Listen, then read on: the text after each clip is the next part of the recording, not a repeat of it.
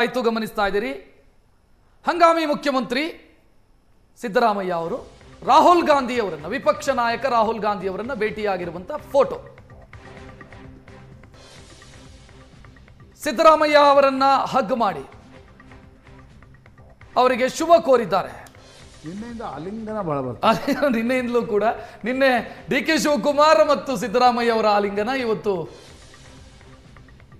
ರಾಹುಲ್ ಗಾಂಧಿ ಮತ್ತು ಸಿದ್ದರಾಮಯ್ಯ ರಾಹುಲ್ ಗಾಂಧಿ ಅವರ ಸೂಚನೆಯನ್ನ ಚಾಚು ತಪ್ಪದೆ ಪಾಲಿಸಿದ್ದಾರೆ. ಆ ಚಾಚು ತಪ್ಪದೆ ಪಾಲಿಸಿದ ನಂತರ ಈಗ ರಾಹುಲ್ ಗಾಂಧಿ ಅವರನ್ನ ಭೇಟಿಯಾಗಿ ಮಾತುಕತೆ ನಡೆಸಿದ್ದಾರೆ. ಅದರ ಫೋಟೋಗಳು ಲಭ್ಯ ಆಗಿರೋದು. ಕಾಂಗ್ರೆಸ್ನಲ್ಲೇ ಹುಟ್ಟಿ ಬೆಳೆದ ಅಶೋಕ್ ಗೆಹ್ಲೋಟ್, ಜ್ಯೋತಿರಾದಿತ್ಯ ಸಿಂಧಿಯಾ, ಭೂಪೇಶ್ ಬಘೇಲ್ ಇವರು ಯಾರೂ ರಾಹುಲ್ ಗಾಂಧಿ ಮಾತು ಕೇಳಲಿಲ್ಲ. ಕರೆಕ್ಟ್. ಹೊರಗಡೆಯಿಂದ ಬಂದು ಮಾಸ್ ಲೀಡರ್ ಆಗಿದ್ದ ಸಿದ್ದರಾಮಯ್ಯನವರು ಮಾತ್ರ ರಾಹುಲ್ ಗಾಂಧಿ ಮಾತನ್ನ ಕೇಳಿದರು.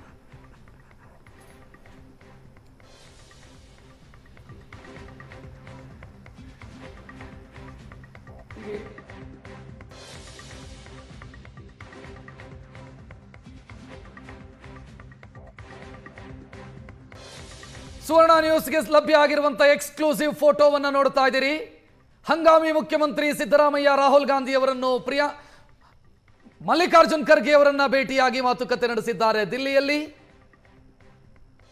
ನಮ್ಮ ಪೊಲಿಟಿಕಲ್ ಬ್ಯೂರೋ ಹೆಡ್ ಆನಂದ್ ಹೇಳ್ತಾ ಇದ್ರು, ಕೇವಲ ಮಾತುಕತೆ ಅಷ್ಟೇ ಅಲ್ಲ, ಮುಂದೆ ಸರ್ಕಾರದಲ್ಲಿ ಏನು ಅನ್ನೋದು ಕೂಡ ಇಲ್ಲಿ ಚರ್ಚೆಯಾಗಿರುತ್ತೆ ಅಂತ.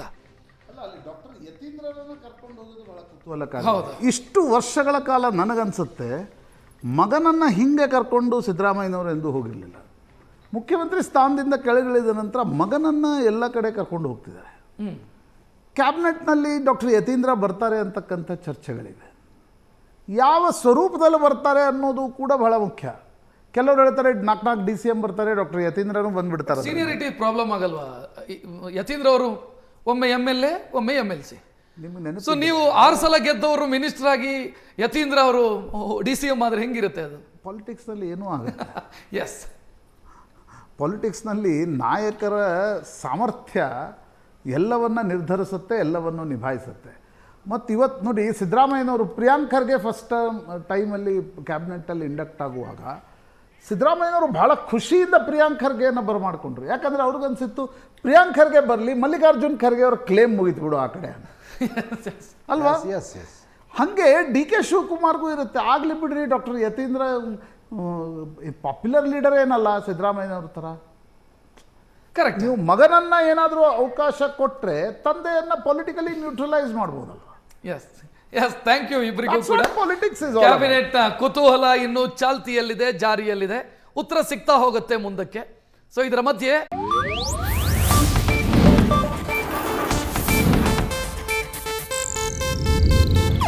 ಇದು ಏಷ್ಯಾನೆಟ್ ನ್ಯೂಸ್ ನೆಟ್ವರ್ಕ್ ಪ್ರಸ್ತುತಿ.